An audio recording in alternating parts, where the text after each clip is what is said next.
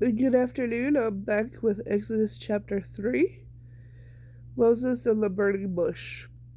One day Moses was tending the flock of his father-in-law Jethro, the priest Midian, and he went deep into the wilderness near Sinai, the mountain of God. Suddenly the angel of the Lord appeared to him as a blazing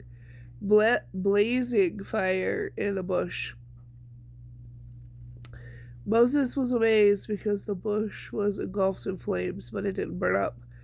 Amazing, Moses said to himself. Why isn't the bush burning up? I must go over to see this.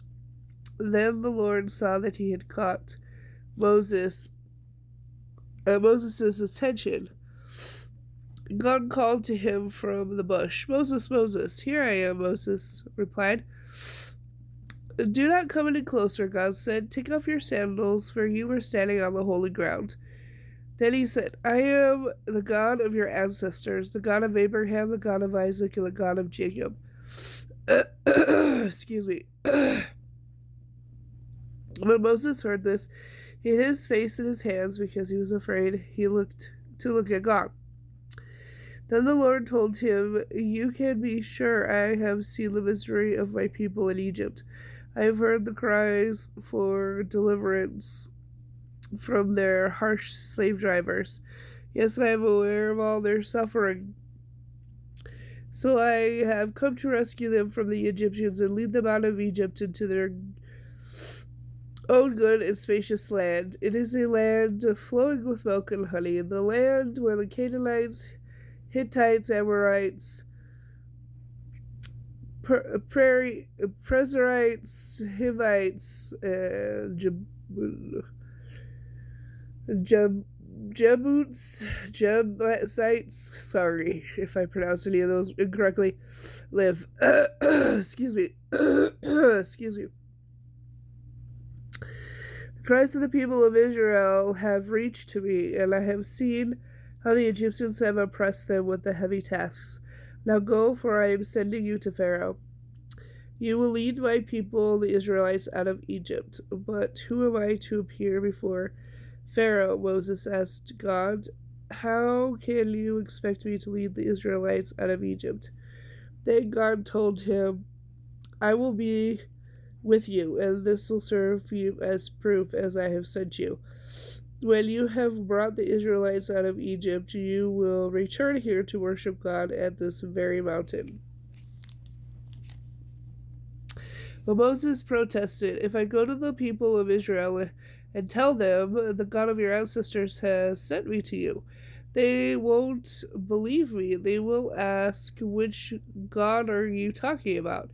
What is his name? Then what shall I tell them? God replied, I am the one who always is.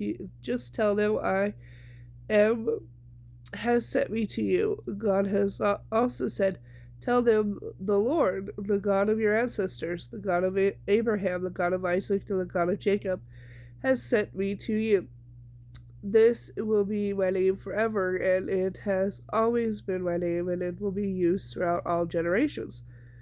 Now go and call together all the leaders of Israel. Tell them the Lord, the Lord, the God of your ancestors, the God of Abraham, Isaac, and Jacob, appeared to me in a burning bush.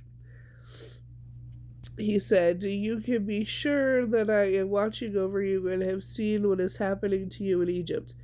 I promise to rescue you from the oppression of the Egyptians. I will lead you to the land now occupied by the Canaanites, Hittites, Amorites, Perizzites, Hivites, and Jebusites, a land flowing with milk and honey. The leaders of the leaders of the people of Israel the leaders of the people of Israel will accept your message. Then all of you must go straight to the king of Egypt and tell him, The Lord, the God of the Hebrews, has met with us. Let us go on a 3-day journey into the wilderness to offer sacrifices to the Lord our God.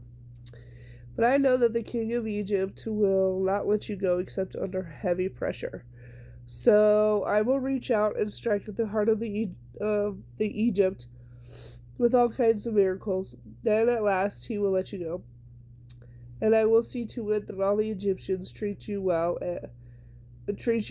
They will load you down with gifts so that you will not leave empty-handed. The Israelite women will ask for silver and gold jewelry and fine clothing from their Egyptian neighbors and their neighbors' guests.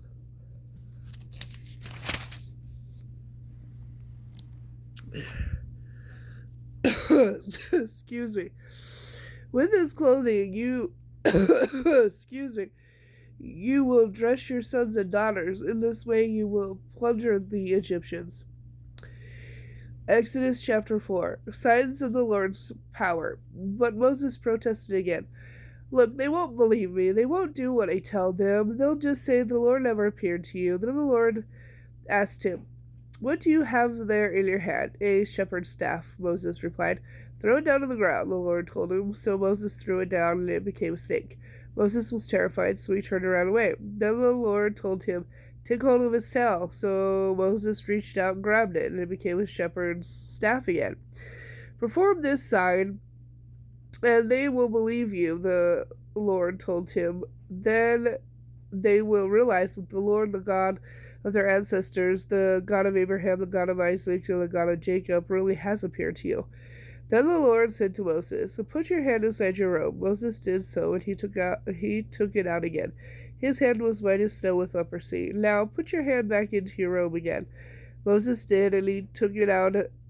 This time it was healthy as the rest of his body. If they do not believe the first miraculous sign, they will believe the second, the Lord said. If they do not believe you, even after these two signs, then take some of the water from the Nile River and pour it onto the dry ground. When you do it, it will turn to blood. But Moses pleaded with the Lord, oh Lord, I'm just not a good speaker. I never been, and I'm not now. Even after you've spoken to me, I'm clumsy with words. Who makes mouths? The Lord asked him. Who makes people so that they can speak? Or not speak? Hear or not hear? See or not see? Is it not I, the Lord? Now go and do as I told you. I will help you speak well, and I will tell you what to say. But Moses again pleaded, Lord, please, send someone else. Then the Lord became angry with Moses. All right, he said. What about your brother Aaron the Levite? He is a good speaker, and look, he is on his way to meet you now. When he sees you, he will be very glad. You will talk to him, giving him the words to say, and I will help both of you to speak clearly, and I will tell you what to do. Aaron will be your spokesperson to the people, and you will be as God to him, telling him what to say. And be sure to tell your shepherd's staff along, so you can perform the miraculous signs I have shown you. Moses returns to Egypt. Then Moses went back home and talked it over with Jethro, his father-in-law. With your permission, Moses said, I would like to go back to Egypt and visit my family. I don't even know whether they are still alive. Go with my blessing, Jethro replied. Before Moses left Midian, the Lord said to him, do not be afraid to return to Egypt, for all those who wanted to kill you are dead. So Moses took his wife and sons and put them on a donkey and headed back toward the land of Egypt. In his hand he carried the staff of God. Then the Lord reminded him, when you arrive back in Egypt, go to Pharaoh and perform the miracles I have empowered you to do. But I will make you stubborn so that he will not let the people go. Then you will tell him, this is what the Lord says, Israel is my firstborn son. I command you to let him go so he can worship me. But since you have refused, be warned, I will kill your firstborn son. Oh no. Okay, I think I'll have to finish the rest of chapter 4 with chapter 5 later this afternoon.